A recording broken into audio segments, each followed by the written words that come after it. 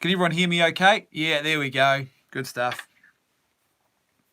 While waiting for a few more people to join us, let's have some theme music today.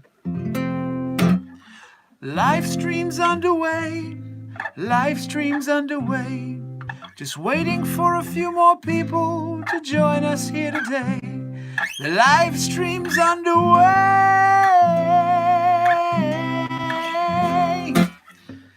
Seriously though, that's a song I wrote for my kids actually. Not that version of it. It's a bedtime song that I wrote for them. Pajamas on your head, pajamas on your head. It's time to go to bed with them pajamas on your head, pajamas on your head.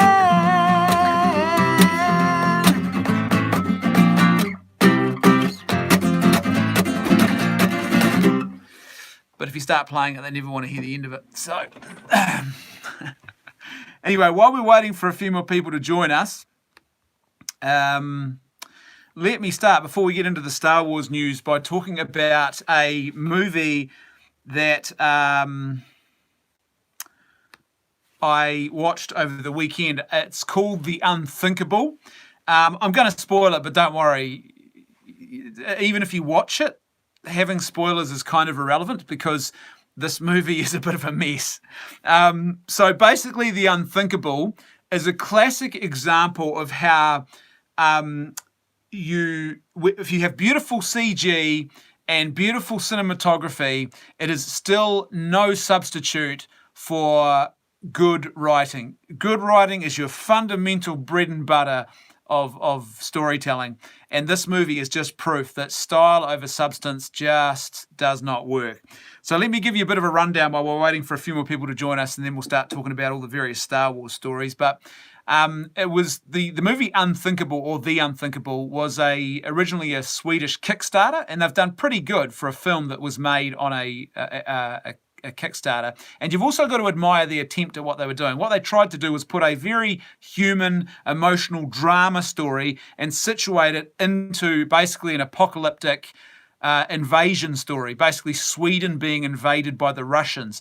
It's never quite clear why the Russians are invading, though. It seems to be that maybe they want energy resources, or they're trying to secure their own economy by destroying Sweden's or something. This is one of the many flaws with this. The cinematography in this is good.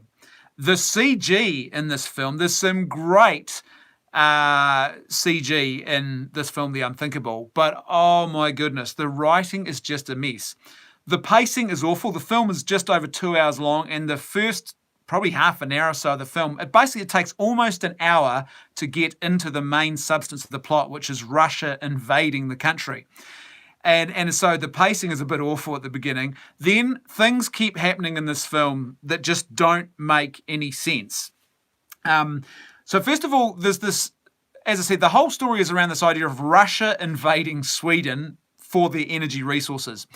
Part of the plot, though, involves Russia using chemical weapons on Sweden. And what they do is they use this chemical weapon that basically causes you to lose your memory. You develop Alzheimer's, is what we're told. And that's the chemical weapon that falls in the rain on people. And if you get exposed to it, you lose your memories.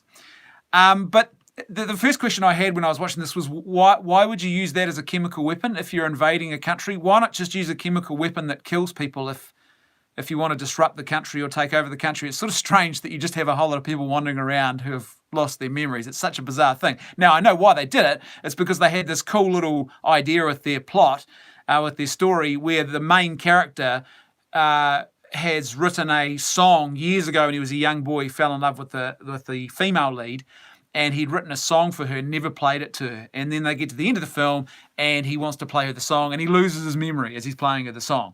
And so that's an interesting concept. But that's the only reason why that concept of a chemical weapon that causes you to lose your memory is even in the film, and it's not really well explained. And then on top of that, this chemical weapon, basically, it only affects you if you get exposed to it in the rain. Well, that's what they tell you. But then you have scenes of people who have not been exposed to the chemical weapon by rainfall. They're in their vehicles, in their cars, when the chemical weapon starts raining literally down upon them. And so they're not exposed to the rain, and yet they are still affected by this chemical weapon. And on top of that, the chemical weapon that they're affected by, it's supposed to do, according to the film, as we're told this explicitly, is it's supposed to cause you to lose your memories. You're supposed to become like a patient with Alzheimer's, advanced Alzheimer's. But earlier on in the film, these people basically turn into like rage-fueled zombies, and they start using their vehicles to attack other people, deliberately driving their cars violently into other people to try and kill them. So there was so much in this film that just did not make any sense. And then lastly, most importantly of all, this film, The Unthinkable, the characters were just unlikable.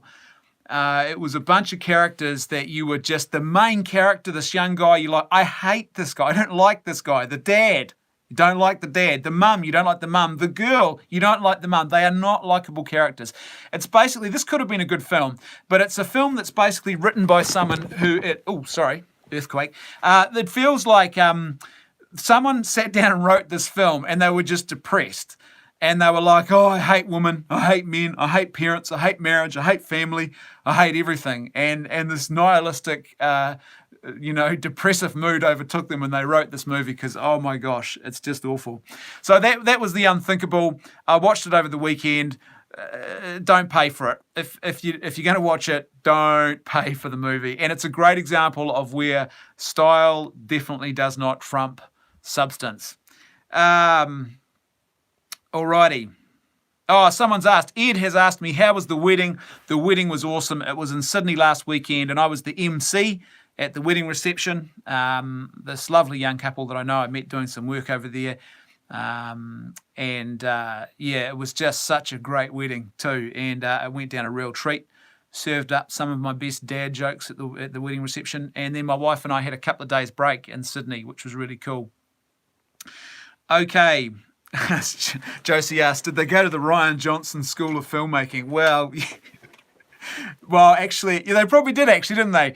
Beautiful visuals, terrible storytelling. This, though, to be fair, I think there was a little bit more storytelling substance and they didn't really have much to ruin. It started as a Kickstarter. So, Vanity Fair, folks, the Star Wars pictures. Has everyone seen the Star Wars pictures? If not, I'm going to just post in the chat right now the link, so you can go directly there yourselves and we can look at these together.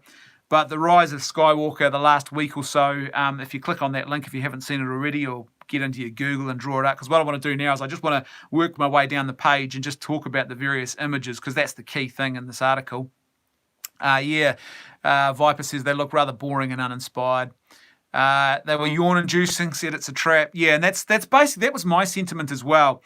So let me start at the top of the page. Hopefully you're all there right now, but the Vanity Fair article, the first image there, obviously we see Ray and we see JJ, and yeah, it's just a production pic. Doesn't look like anything special. Then we come down to the two covers. Scroll down a bit and you'll see the two covers there. And we've got the cover version with Ray and the cover version with Kylo. Again, is anybody inspired by this? I guess that's what I want to know. When you look at those cover images, is anybody inspired by that? To me, it's just like, there's nothing really there that grabs me about it. So let's keep moving along. Third image down, we now see the Knights of Ren. Now, who was it that just commented about the Knights of Ren? Someone said to me, where are we? Viper said, Knights of Ren look cool, but I'd prefer them using lightsabers. Now, that's an interesting thing for me, because I looked at this image here. I'm looking at it right now. If you want to join me, the link's in the side there. Look for my comment in the discussion thread where I posted the link. But I looked at that image of the Knights of Ren, and a couple of things stick out to me. Like you, Viper Chief, I'm looking at this, I'm going, why are they using basically old Iron Age weapons? Blades, old laser cannons. This is a cool visual if you're making a Mad Max film, I think. I can see the samurai helmet there. This kind of looks like something you'd see in Mad Max, and it's got a kind of a road warrior type vibe to it that looks quite cool. But when you think about Kylo Ren And the way, they do look like grenades, I think, aren't they? They're supposed to be grenades.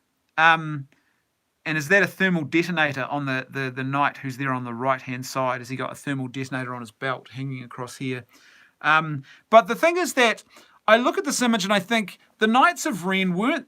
The whole point of the Knights of Ren wasn't this supposed to be... these guys were supposed to be new dark Jedis, weren't they? Dark Sith Knights. That's what I always thought. That's how I thought this had been built up. But I don't look at that when I see this. They kind of look like bounty hunters. They just look like thugs. And for some reason, that doesn't seem to marry up very well with the whole tone of what I thought KotOR Ren and the Knights of Ren was all about. I guess the question is, where did these guys come from? And I assume they're going to answer that question, or maybe not in the next film. Maybe they will, or maybe they won't. I assume they're going to answer the question, where did the Knights of Ren come from? Because looking at these guys, they don't necessarily look like a whole lot of characters that Luke Skywalker would have been training as Jedis who suddenly turned bad on him. So I'm presuming he's gone somewhere else to get them. But it just, the whole thing, they just look like thugs, basically. And I don't think that thugs was the impression.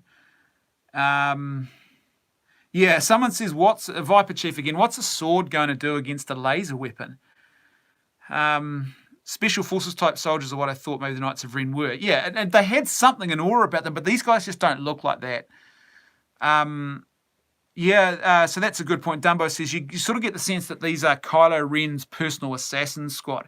And yeah, you'd think so, and hopefully they're going to explain why he would have developed for himself a personal assassin squad. But and maybe they're going to go for the whole angle of he was desperate, he wanted power, and so he paid a whole lot of mercenaries to go and do murderous things for him who had no scruples. Knights use swords and armor and helmets. In this case, they should use sabers and masks, but blasters, what's the point? Just use stormtroopers. Yeah, or some other rogue army. I mean, to be fair, they do look like cool little character designs, and clearly probably to sell a few toys and things like that. There's a cool look to them, but I think the look is more consistent with Mad Max Road Warrior than necessarily what I thought the Knights of Ren were supposed to be. But that's probably a minor quibble, right? I'm prepared to be shown differently when there's a bit more of the backstory explained to me. Then moving on down the page, we've got the next photo. We have Kerry Russell as the masked scoundrel Zori Bliss. The names, man. Some of the names in the new Star Wars just don't seem quite as well thought out. But Zori Bliss. Sorry about that. I made a mistake. I'm so sorry. I don't know what they're thinking, but Zori Bliss is her name. I have to say, this is the one photo for me that actually, I like the costume design here, and I like this sort of character design. There's something here that looks kind of cool. The helmet looks a bit awkward to wear, but I do like this. There's something about this. The colouring of the costume, the style of the costume. Obviously a knife-wielding scoundrel. Which kind of makes sense. She's a thief, and I like the background. I kind of like. Viper Chief says J.J. Abrams borrows from Assassin's Creed Brotherhood. Don't worry, we're going to get onto the theme just in a minute of more of J.J. Abrams borrowing stuff. So that she looks interesting, but again, if the movie around you is absolute garbage, it doesn't matter how cool the character is. Let's move on down the page. And here we have none other than General Hux and Allegiant General Pride. General Pride. I wonder if that was deliberate. But you look at that photo of General Hux, and that photo of Hux looks exactly like the tone that JJ had for Hux in the first film, The Force Awakens, where he was this menacing, angry, basically like an SS member in Nazi Germany who had worked his way up the ranks and was sort of now second in command, and was very brutal and barbaric. Then we go into Rian Johnson's The Last Jedi, and that character was ruined, and Hux becomes this comical, childish villain out of a Saturday morning cartoon, you know? Twirling his moustache, you know, I'll get those pesky kids if it's the last thing I ever do. You know, that's what he made him into. This photo looks more like the tone of what J.J. Abrams had in The Force Awakens. So it's interesting, and it suggests that maybe he's going to try and go back to that, because these two guys look exactly like they should look. Yeah, Huck's the caricature. That's exactly right. How bad is it, JKD says, where JJ has to go back and attempt to patch all that Rian Johnson burned to the ground? The sequel trilogy has been managed ineptly. Yeah, not wrong there. So that photo for me is interesting, and it sort of hints at the fact that they're going to try and actually go back to a more serious and grim tone for Hux. I don't know how that's going to play after what they've already established, but anyway, there we go. I'm going to ignore the video, moving on down the page. Lots of writing. I don't care about your writing. Next photo we get is just a production still, where we see Chewie off to the left there, Rey, C-3PO with an umbrella. Finn is in the photo. Just another average-looking production still. I don't know why. I guess, I don't know. There's nothing exciting about this production still, I'd have to say. So moving right along, then we have yet another production still. We've got C-3PO being cleaned up with BB-8 there beside him. It definitely does look to me like these photos have been absolutely uber touched up in some areas. So that's kind of interesting, but nothing surprising. That's common in magazines. Then we go a bit further down the page, and here we have two interesting and, for me, perhaps more controversial images. First of all, the image on the right. You've got two images side by side here. That's where I am on the page. And the one on the right is titled Star-Crossed. Kylo Ren and Rey battle it out with lightsabers in a stormy confrontation. Their Force connection, what Driver calls their maybe bond. Oh, no. Star Wars is not Twilight, and it shouldn't even attempt to do that. Their maybe bond will turn out to run even deeper than previously revealed. Is that a not so subtle reveal that they're actually brother and sister? Oh, I never saw that coming. Is that what they're trying to get at there? But the interesting thing is this photo, to me, it's not particularly exciting, but it looks like they're on top of the Death Star. I'm assuming, right? Would I be wrong in assuming that? Because remember we saw the image in the trailer of them with what was assumably part of the Death Star in a lake or in an ocean somewhere, and here they are with water fighting on a structure. So I wonder if this is the whole, it's like poetry, man. It's like symmetry. Remember how we fought on a hot, sweaty, saunery lava planet in Revenge of the Sith? This film's going to have a cold, wet sword fight at the end. It's going to be the exact opposite. Maybe that's what they're going for. But if that is the case, there's something ironic about the iconography of this image, if it truly is on top of the Death Star. The iconography and the irony here is that they are standing on the dead ruins of the previous trilogy, which they have destroyed, and they are battling it out, and nobody cares. Nobody cares. Gerald says they will ruin his story arc, just like Rian Johnson did to all the new characters. Now, who cares about? Then there's the photo on the left, which is interesting. And it's called Horsing Around. Finn and new ally, Janna. Ally. Oh, I wonder what that word ally means. Finn and new ally, Janna, atop hardy Orbaks, so horse creatures, lead the charge against the mechanized forces of the First Order. It's extremely surreal to be in, says Aki, who's playing Janna, and see how it works from the inside. I bet it would be pretty amazing to be in a Star Wars film. But here's the thing about this image. When I first saw this image of the two of them on horseback, I had some big thoughts. My first thoughts were, is J.J. Abrams now borrowing from Avatar? Because that's it looks a lot like that is what's happening here. He's borrowing from Avatar. Especially when you read that caption at the bottom of the photo where it says that they're leading the charge against the mechanized forces of the First Order. This sounds exactly like Avatar. And then we have the character of Janna, who is on horseback with her legs slung over her saddle, rather awkwardly, because that's not how you can ride a horse, but anyway, we'll ignore that. And she's firing a bow and arrow. Now, I get it, the arrowhead might explode, but it's not a laser bow, it's just a bow and arrow. And when you look at this, you think, I don't know if this is consistent with the Star Wars universe, is it? Is it really? People using bow and arrows, it's certainly consistent with Avatar and Dances with Wolves and Mad Max Fury Road, but there's something about this photo that tells me that there's going to be plenty of cliched theft going on in this film. Anyway, let's move right on down the page. Then we get another production still, which again just looks pretty average, them presumably on the back of a speeder. Based on what I'm seeing there. Then we get the photo, moving on down the page, we get this photo of the cockpit of the Millennium Falcon. And what have we got? We have got Poe here, Poe Solo. Definitely looks like he's rocking the Poe Solo vibe in this photo. We've got Chewie there, we've got BB-8. We've got the hairdryer droid in the background, which looks to me like one of the worst pieces of design I've ever seen in Star Wars. Literally, let's stick an old lamp on a wheel. No one will notice. Does anyone even care?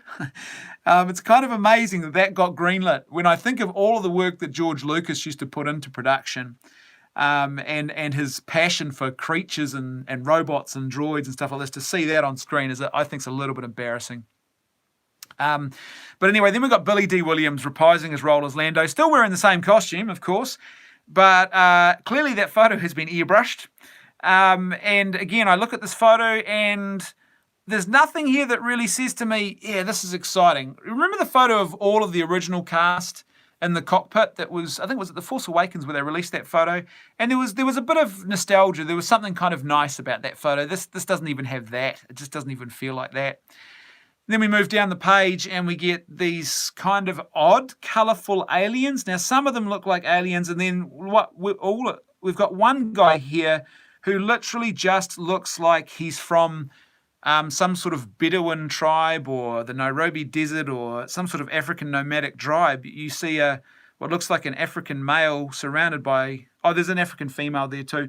But then the rest of them look like aliens. It's kind of weird. They look like squid people with tentacles hanging down. Again, are we borrowing? It looks like J.J. Abrams is borrowing from previous Star Wars here again. Nothing particularly exciting about that. John Williams, cool, conducting Star Wars score.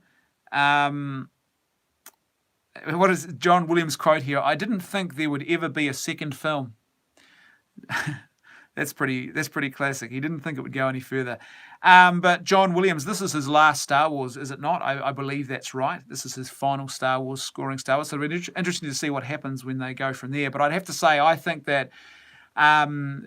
He did amazing new work in the prequels. There's some really amazing musical composition in the prequels, but these films here, the new trilogy, it feels a little bit like, I don't know, it could be age. He's a lot older now. Maybe he's a bit tired and it's a bit hard to produce new music.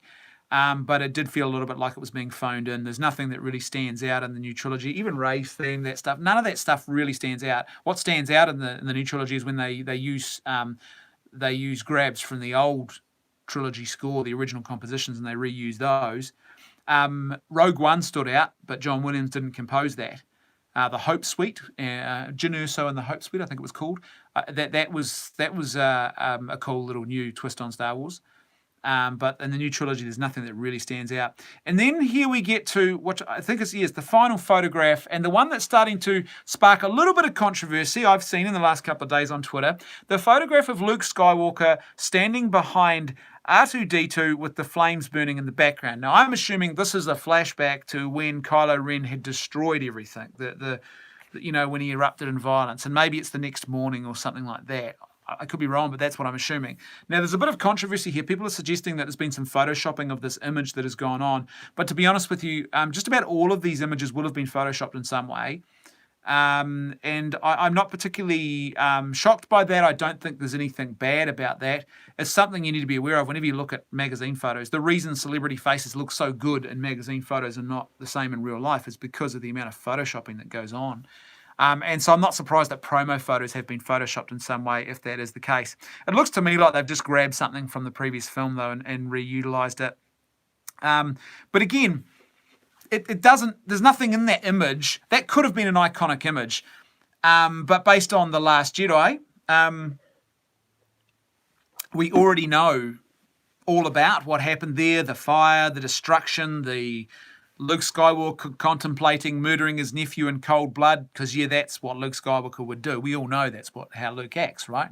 It's totally consistent with his character. What's wrong with you? Are you a bigot for not understanding that? But we all know that aspect of it. So there's nothing here that says, oh, this is interesting, I wonder what this is about, or, wow, this is going to tell more of that story. It's just sort of an image. So all in all, I don't know how you feel, but for me, I look at those photos and there's nothing there that says to me, yeah, this is going to be amazing, or this is interesting. The Kerry Russell one was the only one I thought actually did something visually that I thought was different and it had a bit of beauty to it, shall we say, a bit of the costume design there. I have to say I was quite impressed with that. Relatively impressed with that.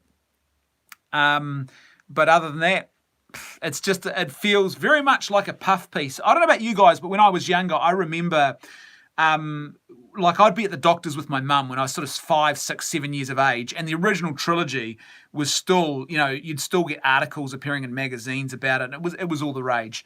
And you'd be in a doctor's waiting room, and there'd be a magazine that had done a story on the original trilogy, and you'd see an image or a piece of artwork, and it was just something glorious to behold. And my first thought was always, how can I rip this page out without no one seeing me do it, so I can take this home with me and stick it on my wall? That's the sort of magic that the original trilogy had. But I look at these images, I don't see any of that magic, that wonder, that sense of... I remember when we were kids, we had an edition of the Reader's Digest magazine, the little Reader's Digest magazine they used to put out every month.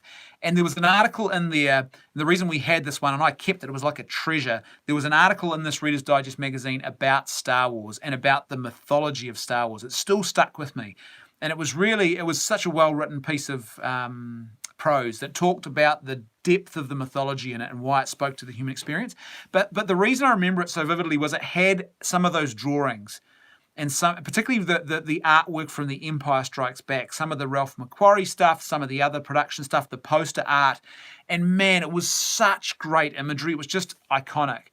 I used to have the old school Empire Strikes Back pillowcase that you put over your pillow, and I never wanted to wash that thing. Even the artwork on that was phenomenal, just phenomenal. But these images, they don't even rate. I look at this Vanity Fair thing, and it just doesn't even rate to me. So that there's nothing about these images that screams, yeah, this is going to be awesome. Viper says, I bought all of the Joseph Campbell novels because of Star Wars. Great reads on the hero's journey. Yeah, and that's what Joseph Campbell... that's what he was focused on. He understood those deeper truths about the human experience. And that's what was so great about the original trilogy. And that's really what was good too about the prequels. Despite the mistakes that Lucas made with the prequels, there was still that heart of mythology there. He was creating that narrative of fall and redemption. And the fall and redemption symbolism has been with humanity since the very beginning of time. Adam and Eve in the garden, at the pinnacle.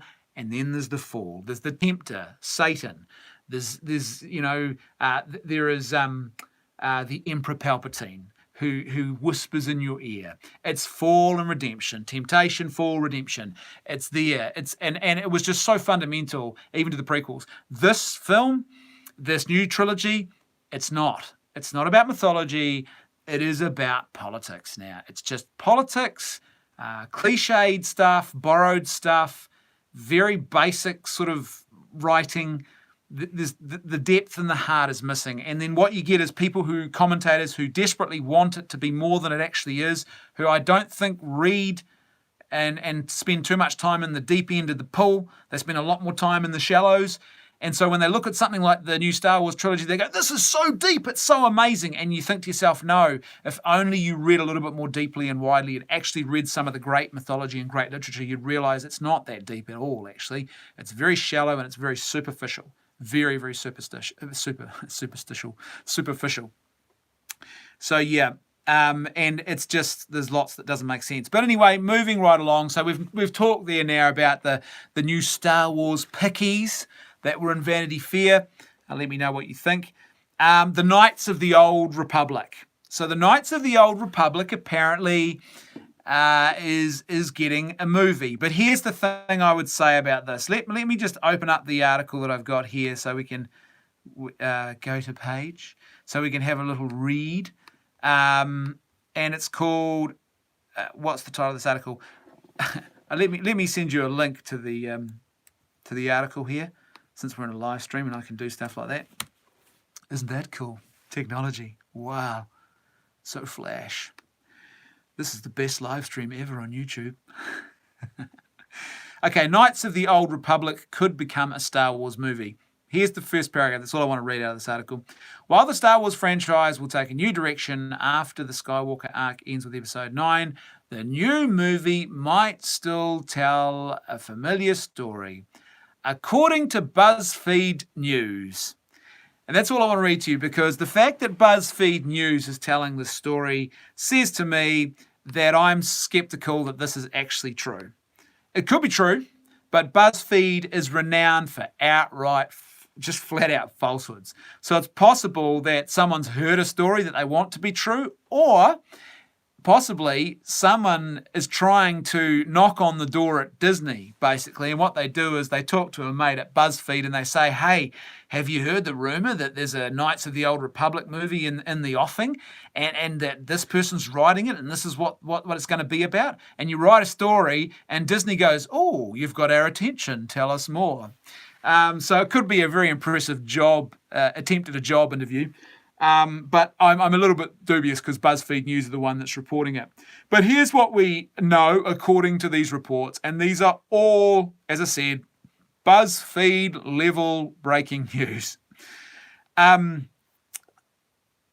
Later, Carlo Gridis, who I believe is Russian, I think. She's Russian. I could be wrong. Apparently is writing the treatment or the script for Knights of the Old Republic. Now, she has some interesting films to her resume.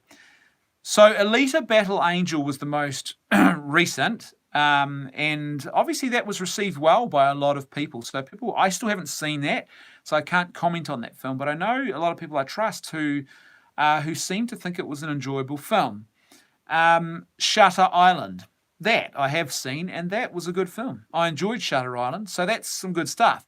But then she also has other writing credits, which are kind of, So Alexander, not so good.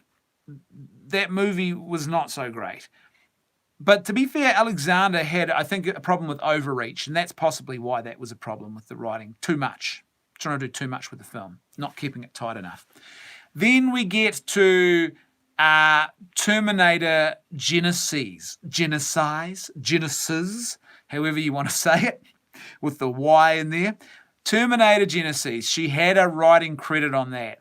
Now, to be fair, there were other writers as well, so how much do we blame on her? But her name is attached to that film, and that was not a good film. Then she's got films like Pathfinder. Pathfinder is what I would call an okay film.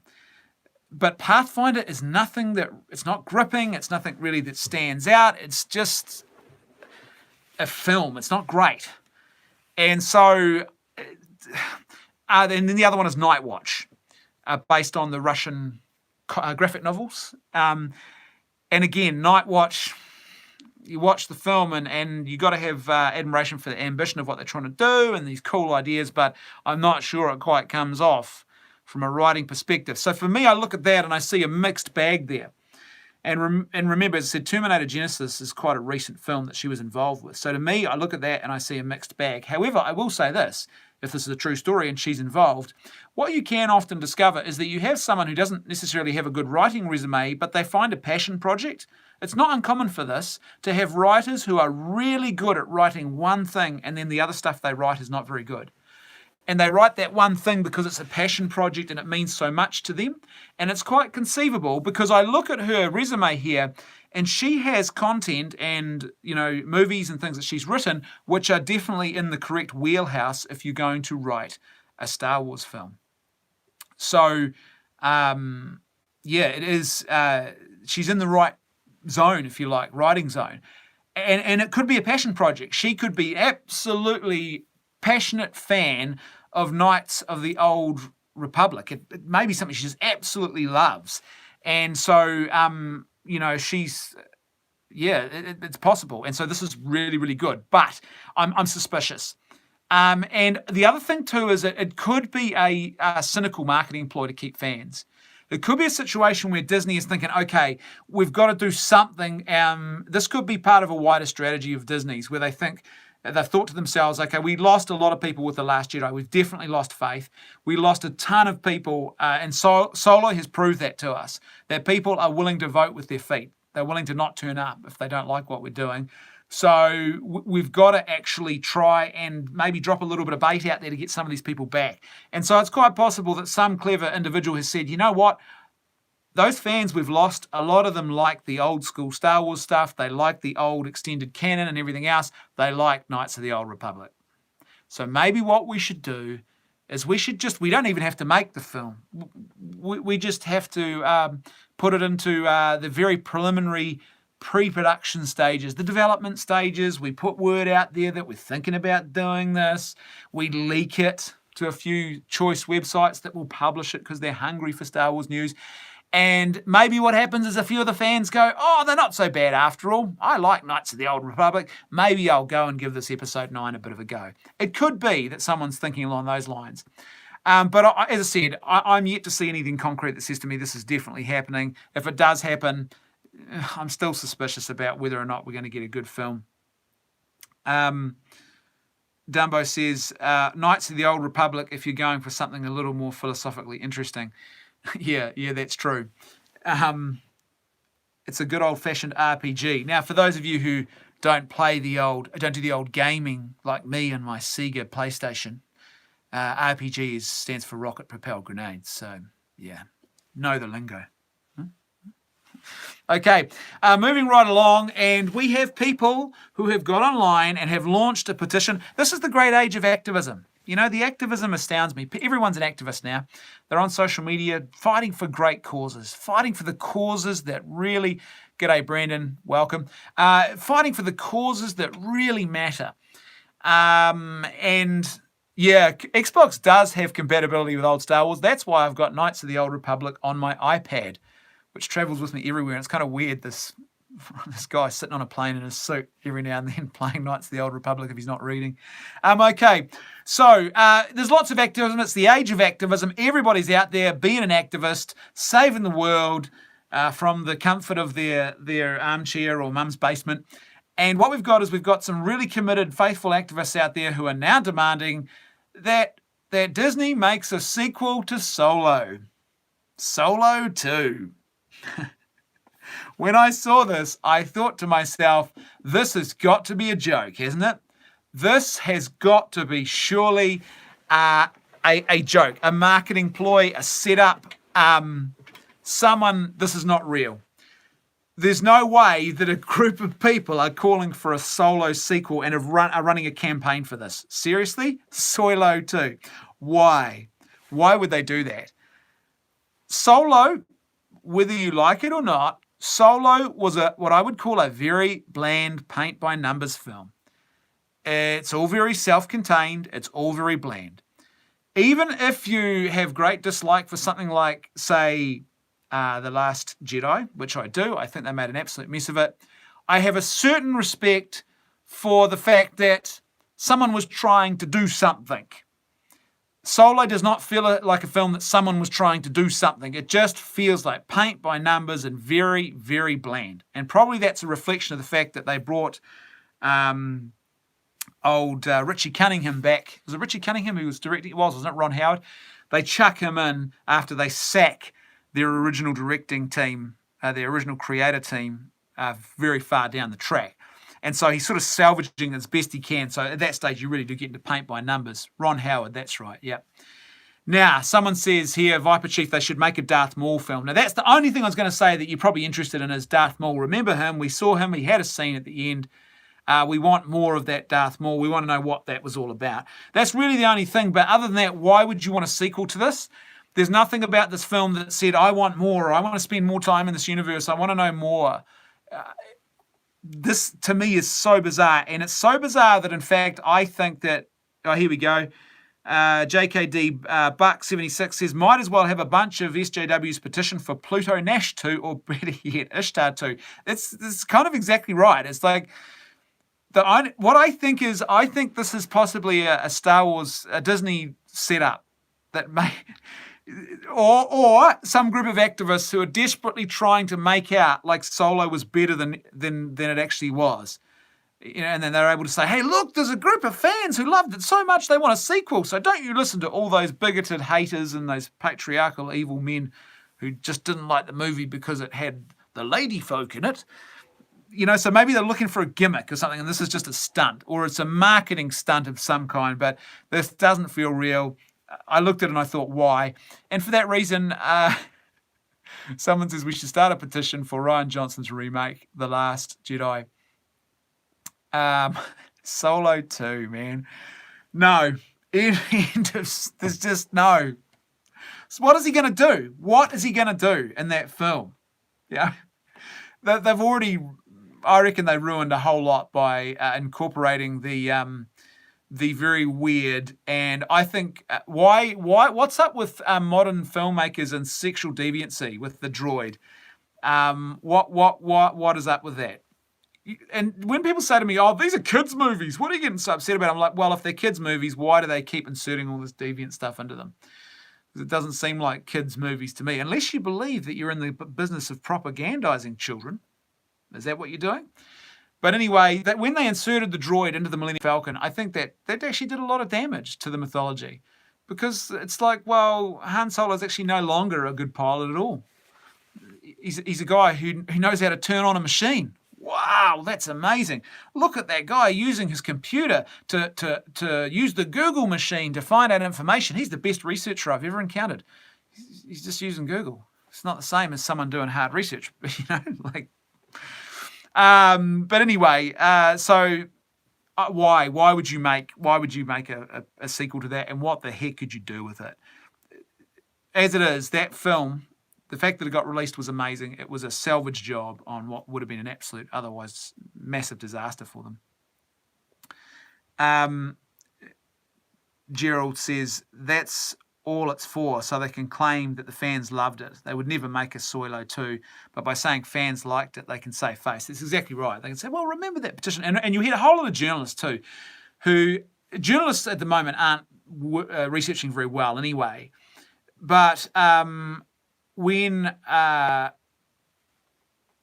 you get entertainment journalists like this who are just literally chucking out, they rely solely on clicks, they do even less research. So they'll just pump anything out there. So if they see a group of people claiming that they want a Star Wars sequel, they're going to say this is a big deal, even though it's not. They're not going to think too hard about it.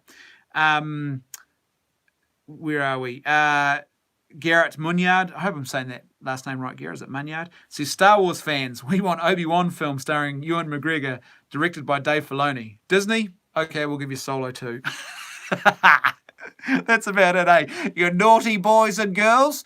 How dare you say bad things about Rian Johnson? We're going to give you a plate full of Brussels sprouts. Enjoy. Okay, so moving right along, Star Wars SC-38 Reimagined, the fan film. Have you seen this fan film? Because I have. Someone contacted me last week and says, have you seen SC-38 Reimagined? It's on YouTube. I will put a link in the description below so you can go and watch it. I gotta say, I love this. It was cool. What a great little passion project. So Star Wars SC-38 Reimagined is that scene in Star Wars, the original Star Wars, which became A New Hope. Spike Lee can make a Lando movie. Which became A New Hope. And it's that scene where Obi-Wan Kenobi faces down for the final time with Darth Vader, the lightsaber fight. Viper Chief says it was pretty cool, but I prefer the original. That's my feelings as well. So do I. But I actually love the fact that this passion project, they've put their heart and soul into it, and they've done something cool, and they've shown some skills. You got to give them credit for the love of Star Wars and the passion project. However, there are obvious limitations. You can see the limitations. But this is a great example of where if you get the feel of a story and you get the heart of something, people are willing to overlook the limitations and the shortcomings.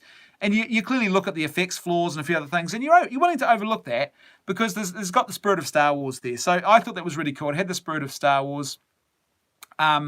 People are definitely, you're right, it's a trap. It's got 6 million views. People are definitely watching it. For me, I prefer the original still because, and I'll explain why. What I liked about this one, though, is I like the fact that the intensity of this of this battle scene that they've reimagined makes a bit more sense now that we know the prequel story between Anakin. He identifies now as a woman. Anakin and Obi-Wan Kenobi, and we know that story and the passion and the intensity of that even if it went on a little bit too long, the lightsaber battle in Revenge of the Sith. And so to go back and give a bit more intensity to this battle now kind of makes a little bit more sense. And I have to say, I thought that good on them. The intensity of the battle made more sense.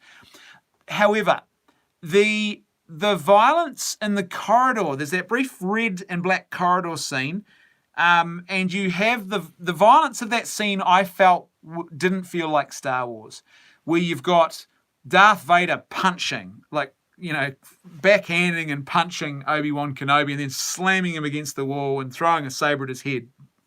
To me, that didn't feel like what you would call the fight choreography of Star Wars, really. It's one of the reasons why I'd never really, and I still don't think it was a good idea to have Anakin beheading Count Dooku when he chops his head off. I always thought that was inconsistent with what Star Wars was about.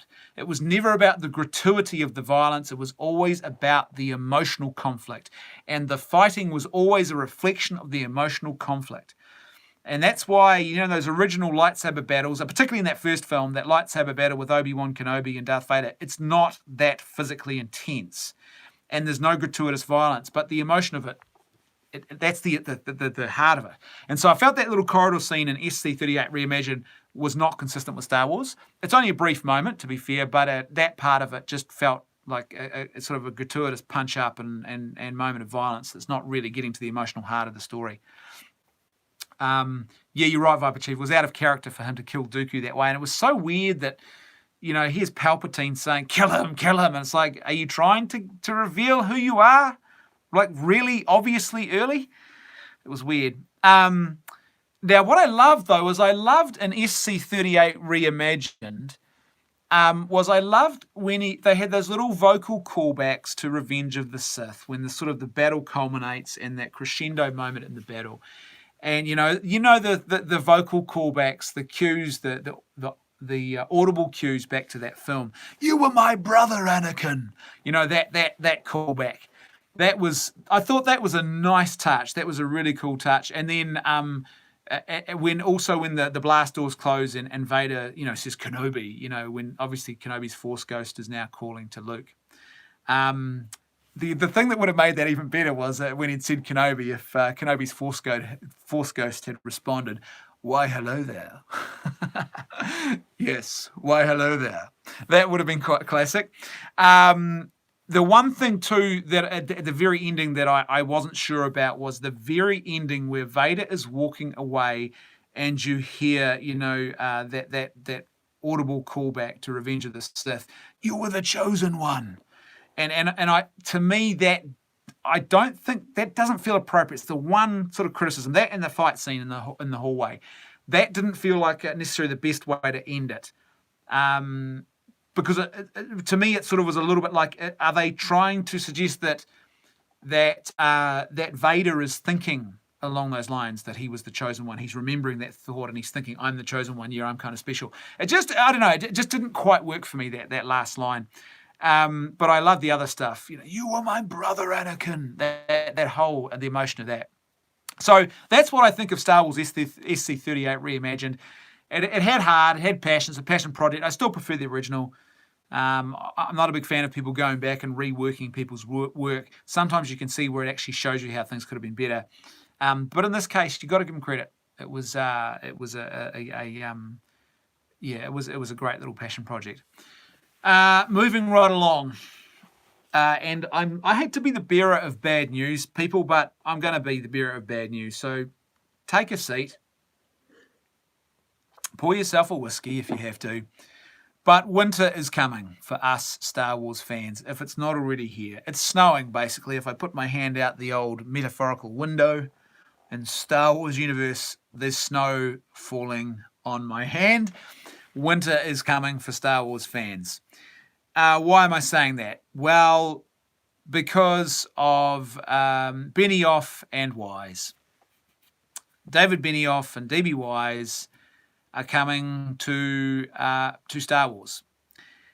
And when it was first announced that they were going to be getting a Star Wars trilogy, I know some people, Viper Chief says, when I hear you've got bad news, I think of pregnancy. No, mate, pregnancy is always good news, brother. It's always good to have a baby. They're a beautiful thing, especially for us blokes. They're life-changing in good ways. But anyway, sit down. I'm not going to tell you I'm pregnant. Although I could be these days. Because anyone can be pregnant. So when I first heard that Benioff and Wise had been given a Star Wars trilogy, my first thought was not, yeah, this is awesome, this is going to be amazing, this is going to be the best thing ever. My first thoughts were, huh? What? Why? It didn't make a lot of sense to me that they would be given one. I kind of understand the hype around Game of Thrones, but there was really nothing about them that stood out and said, yes, they should be given a Star Wars movie. They'd be a perfect fit for that role. And so I was never hyped up about this. So when the Game of Thrones thing happened, I was not at all disappointed or not suddenly panicking. I was just never on board with them as an obvious choice for writing a Star Wars trilogy. Now, what Game of Thrones has shown us is that Benioff and Wise are relatively good at adaptation. They are relatively good at adapting other people's material, but they are terrible at creation. Yeah, I'm with you, Ed. I stopped watching Game of Thrones a couple of seasons ago for moral reasons, personal moral reasons, but I've kept up with, and people I trust who are watchers, their reviews and sort of their commentary reviews where they explain the plots and what happened in the episodes. And it's clear that they've made an absolute mess of this thing. And so they were good at adaptation, relatively good, because there were some problems towards the end. The last couple of seasons where the adaptation got a bit sloppy, but they were good at adaptation, terrible at creation. Terrible at creating their own stuff. To the point where now there is a petition to rewrite season 8, Game of Thrones. And it's got almost 2 million, might even be scratching 2 million now when I looked the other day. Almost 2 million people who have signed that petition. That is not a good look, and that tells you everything you need to know about their ability to actually create their own content. But the signs were all there beforehand, by the way, because if you go and look at David Benioff and D.B. Wise at their IMDb profile and look at their resume, David Benioff has got films prior to Game of Thrones. He's got things like the movie Stay, which was just I think it was a straight to DVD release. It was nothing. It's almost like a TV movie with was it Ewan McGregor was in it? So it's nothing great. Troy. Now Troy had a big, blockbuster opening, and it was really touted, and it was sort of riding on the whole gladiator type swords and sandals wave. But Troy was not a great film. It didn't deliver in the end. Not a particularly great example of writing. And then, of course, he has, to his credit, that great and most memorable film that everyone loves in the whole sci-fi fantasy superhero genre, X-Men Origins Wolverine. the one, the one that everyone laughs at and abuses. That's in his writing resume. So there's nothing there that says, if people were looking carefully, that says, yes, these two guys are definitely the guys who should be writing a new Star Wars trilogy. D.B. Wise only has 4 writing credits to his name, and those 4 credits are 1 episode of It's Always Sunny in Philadelphia, the new Star Wars project, that's one of the 4, Confederate, and as yet unreleased TV series, so we don't even know what that is, and the Game of Thrones stuff. That's it. So there is nothing here that says these guys are going to be a great addition to Star Wars. They are going to be phenomenal. And I've got to wonder whether or not they are there. Well, I suspect it's because people were like, oh, who do we get to write this stuff? Oh, Game of Thrones is popular. Who's involved with that? I'm yet to be convinced that you can take a showrunner off a TV show, even a good TV show, and then just turn them into a director or a movie director or to me, they're quite different things. A film writer, it's a very different thing. It's not. It's like all of a sudden we'll make you into take a novelist and make them into. Look, it's interesting. Cormac McCarthy, great novelist. The Road by Cormac McCarthy. No Country for Old Men. Cormac McCarthy writes The Counselor. I think it's the only screenplay that he's written. It wasn't a novel. He writes the screenplay. It's the worst of anything he's done in that sort of screenplay crossover genre. The Counselor was not good. And it's an example of where just because someone is really strong in one area, it doesn't mean they're good in another. So there's nothing here that says these guys should be writing a Star Wars movie. It's certainly not a Star Wars trilogy. Someone asked me earlier, maybe they've been brought in to rewrite the original trilogy. Man, I hope not. If Disney rewrites the original trilogy, that will be the end. It will just be that will be like the drilling holes in the Titanic. That's what that would be. You know what, guys? If we drill a few more holes, we'll get out of this mess. That would be an absolute disaster. They would lose any shred of credibility. I think they would lose the existing fan base who are holding on, who are still desperately holding on and optimistic and sort of beautiful in their optimism and still clinging in there with hope. They'd be gone. They'd be gone because it would be an absolutely cynical play. But there's nothing here about these guys that says that they are what we want. So for me, winter is coming, folks. We're looking at, I think, a decade at least, and probably more, of very bleak output and outcomes for Star Wars. Because not only that, but remember, Rian Johnson is still hanging around, and he is still being touted as one of the great golden children, who will be, apparently, with still no announcement, but apparently he's going to be producing more content, more Star Wars creation. This is the reality that we're sort of facing now as fans of Star Wars. Episode 9, on top of that, looks decidedly average. And either way, even if Episode 9 is amazing, it just knocks one out of the park, totally unexpectedly, the trilogy is dead. That trilogy, the new trilogy, is dead.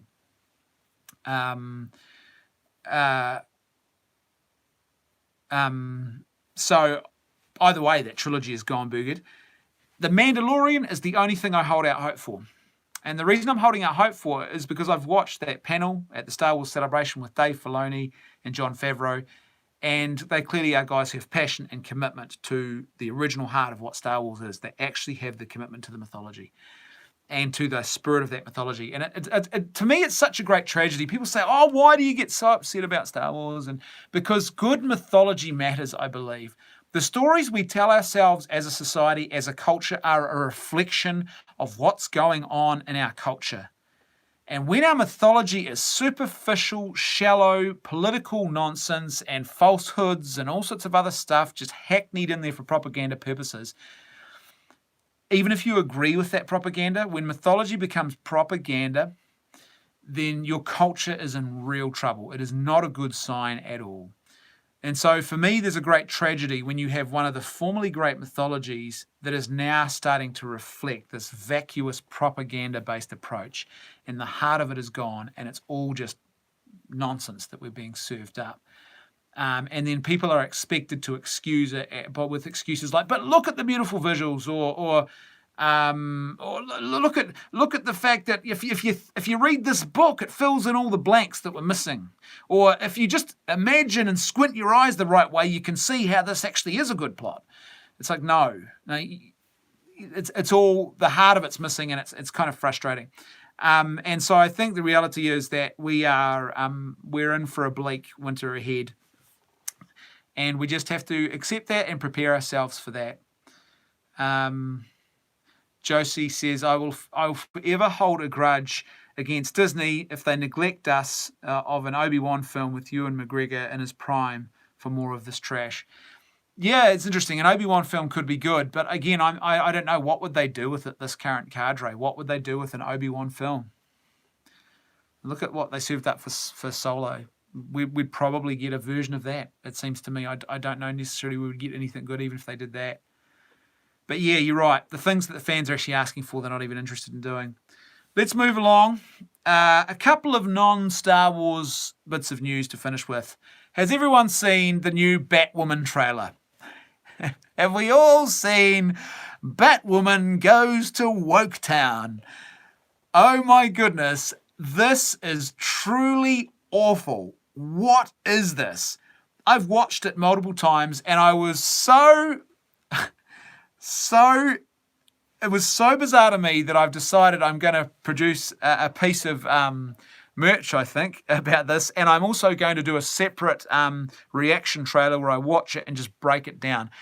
Because, oh my gosh, this is just awful. The new Batwoman trailer is terrible. So first of all, it's loaded with cringe. And forget about whether or not you like the concepts in it. It's just so cringy. The acting looks terrible. It just looks like B-grade television acting, not even B-grade film acting, B-grade television acting. The editing looks awful.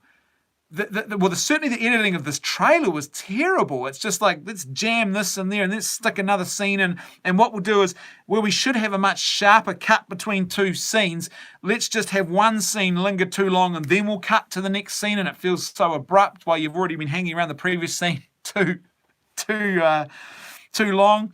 And it fails to do basically what a trailer should do. The fundamental job of a trailer is to pique your interest. That's the fundamental job of a trailer. A job of a trailer is you watch the trailer and you go, I'm interested. I want to know more. I want to watch that thing. I want to give it a try. It's supposed to pique your interest. You watch this trailer and it does not even come close to piquing your interest. You watch this trailer and you think, I don't want to even watch this. It actually looks, the way the trailer's put together, it looks like something that, I don't know, a video class in high school or even primary school would have put together. The way the thing is edited together and the choppy nature of it, there's no consistency with the music. It's just, and what they're showing us, I remember watching the first minute or so of the trailer, first minute and a half, and I'm going to myself, what's going on here? What am I watching? Have they just dropped me into the middle of a scene in this new TV series? What am I watching? This doesn't make any sense. This was so awful. It looks like a truly B-grade TV series. And as the old saying goes, get woke, go broke. Woken and broken. That's what this is. It's just terrible. Who thought this was a good idea? Seriously, who thought this was a good idea? Because here's the thing. I'm a Batman fan. I've loved Batman and I've been a big fan of all things Batman since I was a young kid. I think most people, that's probably true. And CW is the new Gillette.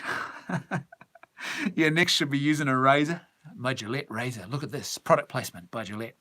And I've loved Batman since I was a kid. I think most people who love Batman have. And the thing about Batman, and oh, by the way, I loved him so much that when I came to my fifth form art portfolio, I had to do for school certificate, which was something we were doing back in New Zealand back then. You had to produce a portfolio of artwork, which were big cardboard slabs of all of your artwork in various styles and pastel drawings and paintings and, wood carvings and wood cutting, you name it. You created this art portfolio. I chose Batman as my theme. And so everything was Batman related.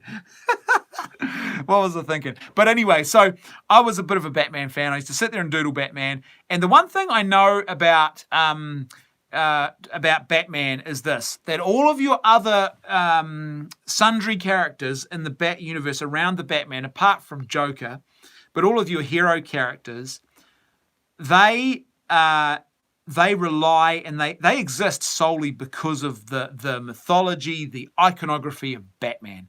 The only reason you have a Batwoman is because of a Batman. The only reason you have a Batgirl is a Batman. The only reason you have Robin able to sort of do his own thing is because of Batman. Everybody connects him with Batman, and that's the thing. So why the heck would you have a trailer for Batwoman where your Batwoman is insulting Batman? Why would you do that? Who thought that that would be a good idea? Two major insults, which are just both absurd, by the way. Why would you do that? The whole success or failure of Batwoman depends on you drawing Batman and DC fans into the fold. And you have just taken a huge steaming dump all over Batman and DC, the DC mythology, by doing that. So when you have a character saying the bat suit will be perfect when it's made to fit a woman, when there's a woman wearing it, what are you doing? And then when you have that character claiming that, I won't let a man take credit for a woman's work, that doesn't even make sense. You're the one taking credit for his work. He's built the icon that is Batman. He's built the machine that is the Batman and the bat fighting mechanism and the bat cave and all of the devices and everything else. People and no one's taking credit for that for his work. They are looking at his work, which you have now carried on, and they're saying, "Oh, Batman's back," because they don't realise that it's actually a woman in the bat suit. So no one's taking credit. No man is taking credit for a woman's work. They all just assume that it's still a man's work that's being carried out here, Batman's work, and so they're wrongly thinking Batman's alive or he's back. And you're the one who's actually taking credit now for his work. So you're going to make sure everyone knows that Batman's now a woman, so that Batwoman can take credit for all of the things that she didn't build or produce. Oh, the irony. What is this? And then that final scene. As I said, I'm going to do a bit more of a detailed trailer breakdown as a separate video. I'm going to watch it and break it down bit by bit, just as a regular published video in the next couple of weeks, I think, or the next week or two. And that final scene where she's now got the purple hair hanging off the bat cowl, I just laughed. I thought to myself, what? What is this? It's like, now everyone will know that I am a lady. And I remember thinking, in the modern era, you could be a drag queen dressed like that. This is, and it's the most absurd thing. You have this fake purple hair hanging off your cowl now. It's like you've made the whole costume worse, less aerodynamic, and more dangerous now for you as a crime-fighting machine.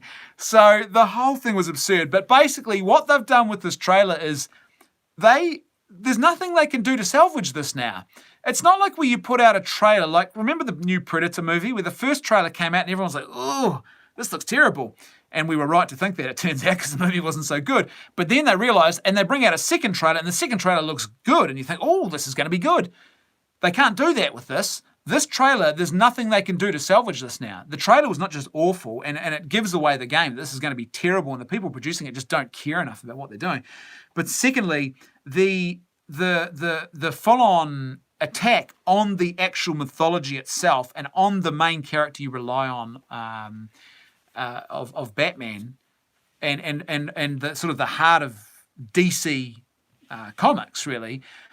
To do that, you can't unbreak that. That's broken, and you cannot unbreak that. Yeah, purple hair, screaming into the sky, cutting himself with sharp rocks, because Trump is not Z's president. It's like it seems exactly that. Even that scene where she's in the military, it's like, oh, don't ask, don't tell. Do you get what we're doing here? Subtle political references to the resistance. And everyone's like, oh, please, just no. But look, this is what I was talking about. Mythology is dead now. You can kind of get away with this if you're going to actually write something good, but they're clearly not writing something good. They've gone and attacked the fundamental heart of DC, which is Batman, and stood on his corpse, and they're stomping him in the face, going, "Yeah, watch our new awesome Batman. We're totally committed to the franchise and to the property and we love DC." As they're sort of stomping Batman in the face. So I don't believe you. I just don't believe you. This is going to go the way of everything else. And she doesn't look like a charismatic enough actress, or maybe the way she's been directed to pull off this role. Anyway, if you're going to do Batwoman, she's got to have a bit of, I think, a campy zaniness to her. This does not look like that. This doesn't look good. Okay.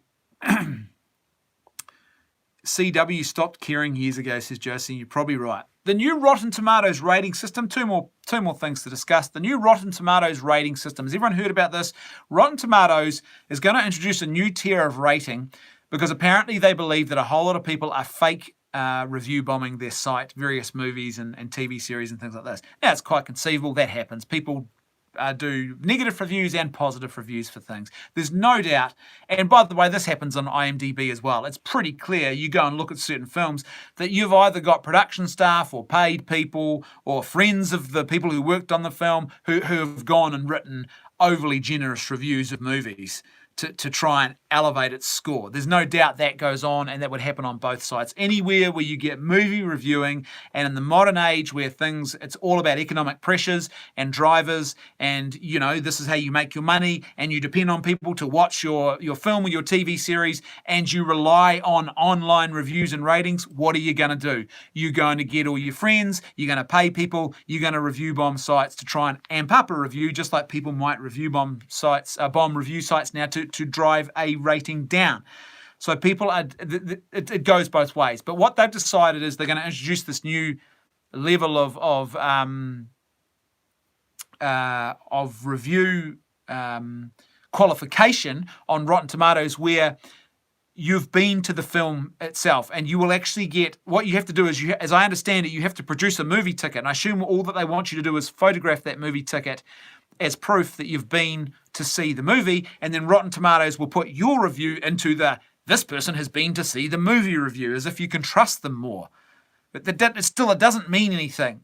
You're still going to get people, in fact, it could well tip the scales in the other direction if you're not careful, whereby basically, you get a studio that says, right, we're going to pay for 100 people or 1,000 people to go and see the film, and then in return we ask those people to write a positive review of our movie. So you still get things like that could well go on and happen. It's not really much of an advantage. But basically this tier of, at first you think, oh, that seems like a good idea, requiring proof that you've been to actually see the movie. But here's the absurdity of that proposition. So first of all, what about people who are reviewing the movie after its theatrical release, but they bought a Blu-ray copy or they rented it on iTunes? How are they supposed to prove? They take a photograph or a screenshot? Is that how that's going to work? Look, I've got a photograph of the Blu-ray. That proves I watched it. Like, I don't see how that helps you in any way. It might initially help with some people with movies who haven't been to see the films, but overall, it's not going to do much. Secondly, what about people who, and how are you going to stop people who actually, one person buys a ticket and then just shares it online? And there's a subreddit somewhere with people just posting photographs of movie tickets that they've been to see, so other people can borrow the photographs to write the reviews about the movie they haven't seen. How do you stop that from happening? I mean, because I'm assuming that Rotten Tomatoes is not going to check every single photograph and say, hold on, that's the same date and time and seat number as Review Master 777 and his photograph. Like, how are you going to check this? So I think they're just going to, unless are they going to connect to movie theatres? So every time you buy a ticket at a movie theatre, Rotten Tomatoes knows about it? No, they're not. So all they're going to rely on is someone producing a photograph, but you're not going to know where that photograph came from. They're not going to know whether people are sharing movie tickets multiple times. And once it's out of movie theatres, you're not going to know how people have seen the film. Because once you get to taking photographs of Blu-rays, anyone can share a photograph of a Blu-ray. There's nothing on that Blu-ray to indicate that it's owned by just one person. So the whole thing, quite frankly, is an absurdity. All they've done is created a system that adds another whole layer of administration to them, Rotten Tomatoes, at their end, which doesn't actually help in any way. Bad movies are still going to get bad reviews. And here's the other thing about this that makes no sense to me. Do we really believe that people are choosing to go to the cinema and watch a movie, or that a large majority of people are doing this, choosing to buy movie tickets based on Rotten Tomatoes reviews? I don't believe they are. I certainly don't do that. When I use Rotten Tomatoes is when I'm watching Netflix, Or I'm contemplating maybe I should or shouldn't hire a movie online, maybe, but usually it's just for Netflix. And I go on Rotten Tomatoes or IMDb to see whether I should waste my time watching something or whether it's going to be a worthwhile investment of my precious time that I only have so much of. I've only got 18 summers on average with my children, so why would I want to waste hours of that watching garbage anyway? So I'm a lot more keenly aware of that now, and that's why I use Rotten Tomatoes and things like that. And you're right, Viper Chief, the only thing that matters is the audience score. So I watch the audience score to see what they think too. So that's why I use it. But I don't think, I'm going to go and spend money watching Avengers Endgame. I better not do that before I see what it says on Rotten Tomatoes. Now, I guess some people would do that, but I think most people now are a lot more discerning in their cinema-going spending than they used to be, because it costs so much to go to the movies now, and you can just wait and pretty quickly watch it online anyway on other formats and pay a lot less. So why would you waste money? And I think people are a lot more discerning. They go to see things that they want to go and see. And also, I think a lot of people now have adopted certainly a similar mentality I think that I've got, is I only go and see movies that I believe are beneficial to go and see on the big screen. So I wouldn't go and watch a TV series just because they were releasing it in the local cinema, for example. Not that they do that, but if they did that. I wouldn't go and watch an independent art house film probably at the movie theatre. I would watch that on the small screen because you don't need to. There's no big special effects at stake here. There's nothing, no big movie-going experience, cinematic experience you're missing out on. So I'm not convinced that necessarily it's actually going to do a lot for people anyway, or that the current problem that exists is actually that big an issue. All it will do is we'll just make more work for Rotten Tomatoes, the staff there. And all it's going to do is once again expose that the problem is not really Russian trolls, it's not bots, it's not fake reviews. The problem is actually that that they're producing rubbish movies, and people don't like their rubbish movies. And that if you're in the little bubble that's not seeing the real world outside the bubble, you don't realize that these movies are bad. And so you think when you see Rotten Tomatoes with all these bad reviews, your brain goes, this doesn't compute.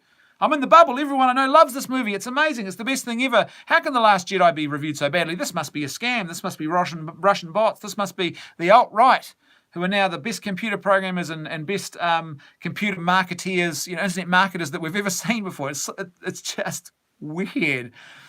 Someone says John Wick 3, Alita Battle Angel, and Shazam are worth my money. And the fun thing for me is before I'm going to go and spend on something at a theatre I'm not sure about, you know who I talk to? I actually talk to people I know who've been to see it at the theatres, or I go and look at commentary channels like YouTube channels of people that I trust. And I say, what are they saying about it? And then that will give me my cues. And if I know they have a relatively reliable opinion and I'm simpatico with them on a lot of other stuff, then I will say, if they're saying it's a good movie worth going to see, then I'll go and see it. If they say it's not that good, I'll probably wait. So that's sort of my general rule. But remember, this reminds me of when Netflix changed its rating system. Remember 2 years ago, was it? Netflix switched from the classic and perfect 5-star rating system to the thumbs up, thumbs down system. The thumbs up, thumbs down system is absolutely pointless. It does not help. It actually makes Netflix worse for us, the end users. It doesn't help us in any way. Bad content is still bad content. The thumbs up, thumbs down is useless for us. First of all, we can't even see how many thumbs up or thumbs down a particular item has got. If we could, that would be somewhat helpful, but not particularly helpful, but we can't see that. And for us as end users who want to give a reliable rating, thumbs up, thumbs down is terrible. With a 5-star rating, it was perfect. The 5-star system is actually pretty good stuff. Because what the 5-star system allows you to do is with one simple click, or one simple action, that's all you have to do, one action, how many stars are you going to give this thing, you can actually give quite a nuanced little response to something. So you might watch a film and you go, you know what, this film was good, but there were things I didn't like or problems with it.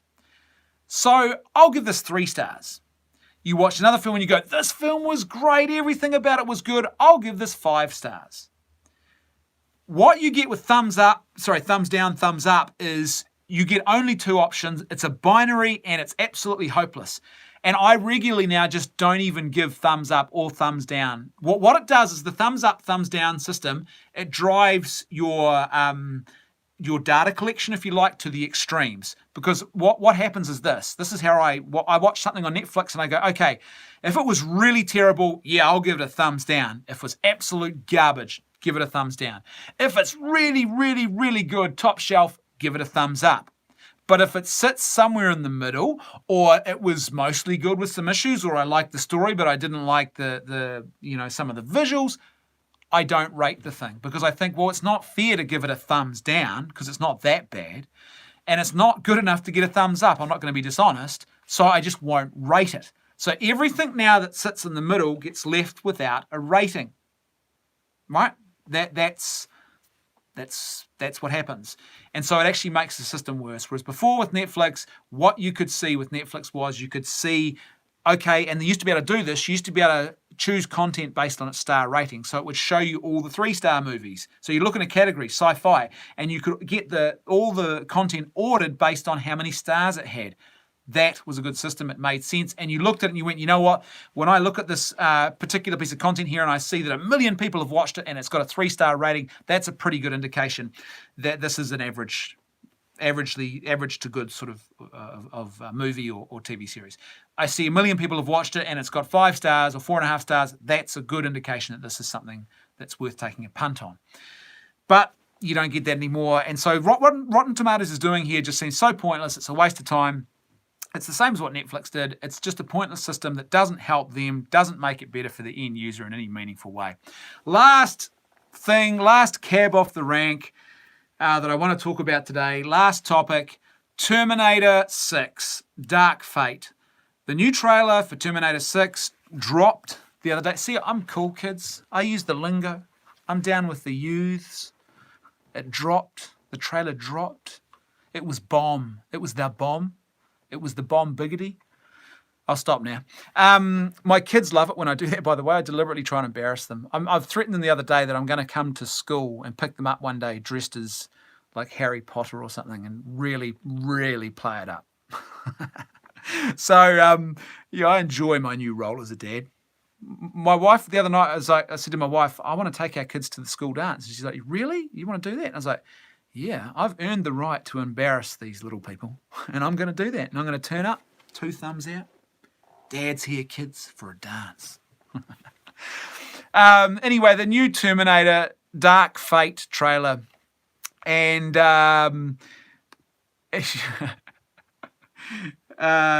said you should go to their school and force the class to watch your videos.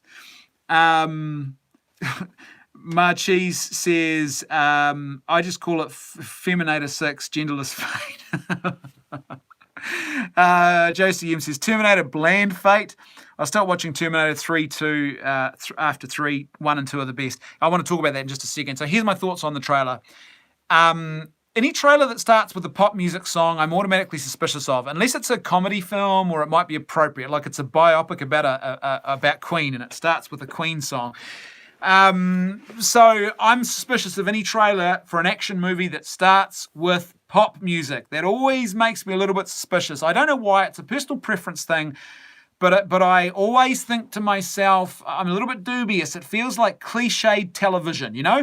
Right, folks, we've got to the end of this week's episode of Grey's Anatomy. Here's a piece of pop music by Bon Iver, and it's going to make you feel sad because that's what we want you to feel. So it feels a little bit cliched, and I don't like it. So straight away, I had my hackles up a little bit when I hear this pop song starting, and it's trying to tell me. By the way, Batwoman had a couple of pop songs in it too that were trying to, really shove it down our face with music. This is what you're supposed to feel. You know, that song about I'm a woman. Yeah, she's a woman. We get it. You don't need to have someone singing I'm a woman in the background. But anyway, so the trailer starts with pop music. Always dubious to me. I'm always a bit suspicious when you have action movies that start like that. It feels like cliched TV. Then we get Sarah Connor. Now, Sarah Connor in this, I got to be honest, she looks too powerful. Sarah Connor turns up and dispenses not 1 but 2 Terminators with what looked like in that trailer with relative ease. Now, as far as I remember, that's not how that should work, and that was the beauty of the Terminator. The Terminator was a threat, and it could always kill you, and there was basically nothing you could do about it. So the whole time you're wondering how they're going to stop this Terminator. And So when John Connor, Viper Chief, that was a Freudian slip of my part, wasn't it? So when Sarah Connor turns up and she just dispenses with not one but two of them really easily, especially when one of them was a liquid shapeshifter, you think to yourself, hold on a minute, this doesn't look right. There's not going to be any tension in this film, is there? There should be tension. The Terminator should be a real threat. In other words, they just keep going and going. They're the Energizer Bunny of mechanical assassins. The other thing about the trailer, the action looks very typical. It just looks like stock footage action movie to me. It's like, this just looks like typical average action movie genre stuff. There's nothing, and the emphasis, the overemphasis on the action set pieces here too is a worrying sign. Because again, what was the Terminator about? It was about the story. It's a simple story, but it was about this constant driving question of fate, the relentlessness of fate, of time, the pursuit of time, of death. And it was about that kind of tension. And the actions in it is great and it's fun and all the rest of it. But now this trailer feels like it's actually about the action and the action set pieces. And that's worrying because it tends to happen when you have a film that they don't have good stories. And the other thing I'd have to say is that when you have people jumping out of planes with Humvees and on parachutes and stuff like that, I look at that and I think to myself, this isn't Fast and the Furious. What are they doing here? This is comic book action movie stuff, or comical action movie stuff, not comic book action movie stuff. This doesn't look promising to me at all. I mean, it could be wrong. This could be amazing, but it doesn't look promising. The plot itself, Sarah Connor is another Mary Sue. Well, they could turn her into one. I don't think she was, but they could turn her into one in this film.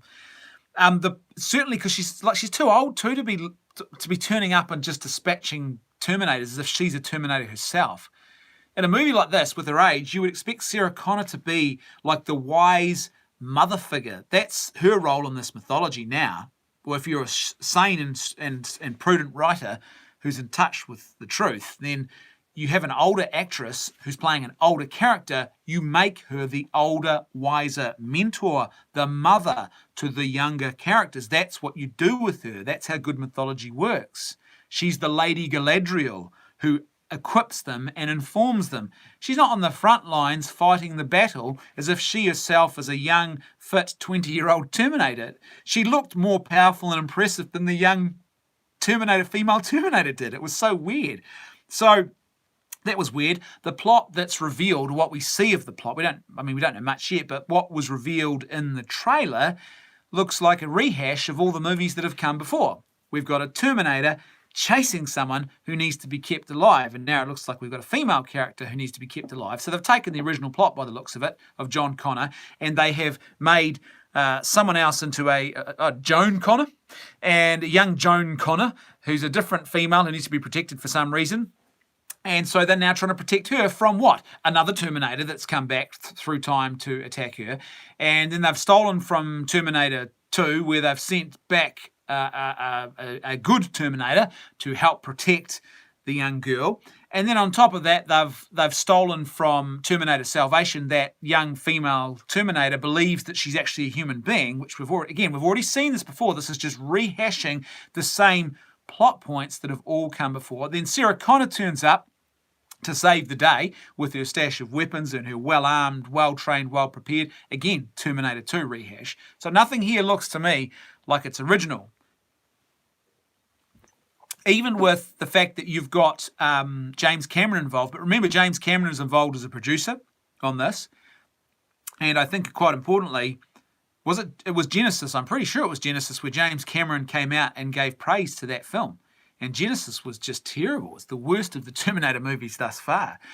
And he praised that movie. So I don't think it really means much, the fact that James Cameron now has a producer credit. What this tends to confirm for me is that Terminator is not a story that you can just keep adding sequels to. Terminator, basically the story really was finished, almost finished, with Terminator 2. So what you've got in Terminator is you've got a great concept. And even if good old James Cameron and his whole, man against the machine thing, and he's so fatalistic about technology, and some of it's not wrong either, but the concept was great. This merciless killing machine that goes back in time, is sent back in time to kill the mother of John Connor, so John Connor can never be born. And then the Resistance sends back their own guy, Kyle Reese, to go and save the day. That was a great concept. The time travel and the little twisty stuff and all the paradox. Kyle Reese is his dad. And so that was a great concept. Then Terminator 2, what they do is they add to the concept, and they have now Sarah Connor. There's a bit of reality there. She's actually in a mental institution because it wouldn't make sense for someone who's having these sort of apocalyptic visions to be taken too seriously. She's in a mental institution. And then you add to the twist is you send back a new version of the Terminator that's now liquid metal. You've adapted something, the story. And then you send back a reprogrammed Terminator. And you've got Arnold Schwarzenegger, who now comes back as the good guy. That's great. That's how you do a sequel. He did it with Aliens as well. Expanded on what was there originally and did something good. Now, there's not much more you can do from that point. The only thing you can do from that point is what they tried to do in Terminator Salvation, which is set the movie in the future. Move on from that point, move forward to after the nuclear war and set the movie after the nuclear war in this post-apocalyptic future. The problem with Terminator Salvation was they didn't execute it well. But the idea, I think, was correct to do that. That's the only thing you could do with a Terminator movie from that point. But what do we get? Movies that go back and they just rehash the original plot. By doing that, you are just, as I said, you are rehashing. And not only that, but I think you're actually making the original films worse. Because what happens now is it really starts to smash your willing suspension of disbelief. Because each subsequent movie, they keep bringing Terminators back.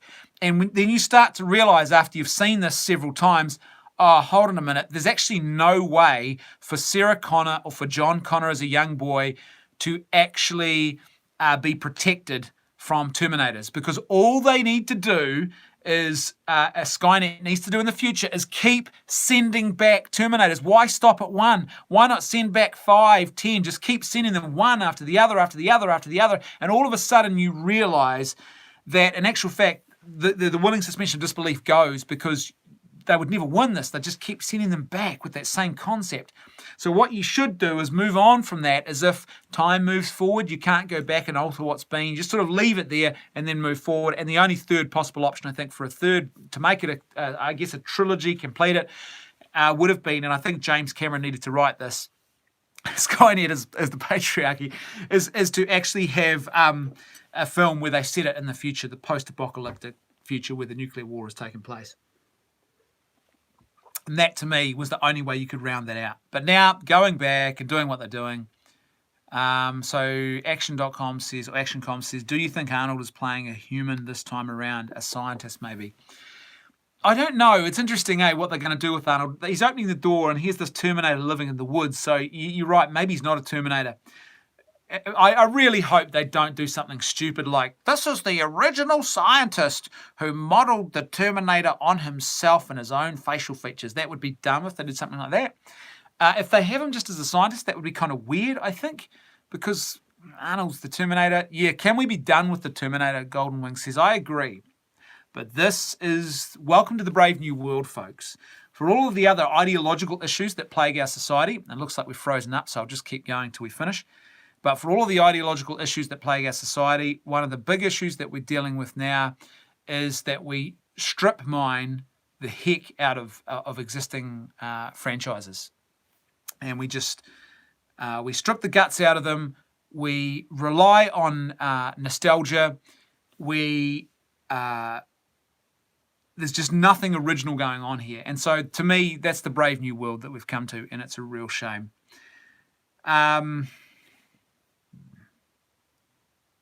Oh, here we go. What's going on here? Here we go. Someone said to me, did I have Super Chat on? Did I turn on Super Chat? No, it was on. I thought it was on, but there you go. So maybe something's not on there. Let me know, folks. Can you see whether Super Chat's on or not? Because it should be on. Anyway, so basically that's all I wanted to say, folks. I've frozen up, and I'm not going to restart the live stream for you. I think that's a good sign that we'll just wrap things up there. But it's been awesome to be with you again for another weekly live stream. Apologies for last week. I was at a wedding, obviously, and I was in Australia. Yeah, JKD says they're going to Mark Hamill him. That's quite possible they do that. Golden Wing says it's not that we're out of ideas. The great thing about the human mind is that we've always had good ideas, but we don't always have profitable ideas. I think, too, there's only so much you can do, perhaps, with mythology in regards to filmmaking. Once you've got a concept, you need to actually find new ways to actually tell that mythology, and they don't know how to do that part. Let me know, folks. Can someone just let me know if they can see the super chat button? Is it actually on? I thought it was on, but maybe it's not. Someone else said maybe it wasn't, and they wanted to do a super chat. Sorry about that. And it's more for me for not having it on. But can anyone just check and see whether they can at least see the button? Otherwise, oh yeah, it's there. So there you go. Thanks, mate. It is there. Okay, so Viper G says James Cameron needs to come back and direct it. Stop being lazy, Cameron. Oh, he's too busy producing Avatar 5, 7, 9, 21, 34, and 18. I don't know. It's weird. Super chat. Oh, there you go. I thought it was off. So thanks, folks. Thanks everyone for watching. It's been awesome to be with you again. Apologies for last week, as I said. I'll be back again this time next week. Seems to be like the best possible time for everyone, including myself. So we'll be back into it again next week, talking about all that's good in the news. I'm also going to try and upload another video that's not a live stream, just a regular piece of video content this week. You guys are awesome. If you like the content I'm creating and you want to see more of it, you want to show some love to the channel, please, you can either drop a tip in the PayPal. There's a link for that below for the live stream, or you can support the channel on Patreon and Subscribestar and stuff like that. So if you like the content, you value it, you're getting something enjoyable out of it, then please don't forget to do that as well. You guys are awesome, and a huge thank you to everyone who is financially supporting the channel at the moment and those who are just getting along to watch it. And once this goes online as a pre-recorded video that you can watch in about probably half an hour, don't forget to share it around. You guys are awesome. I will see you next week on Left Foot Media, and I will have better pronunciation. You guys are awesome. See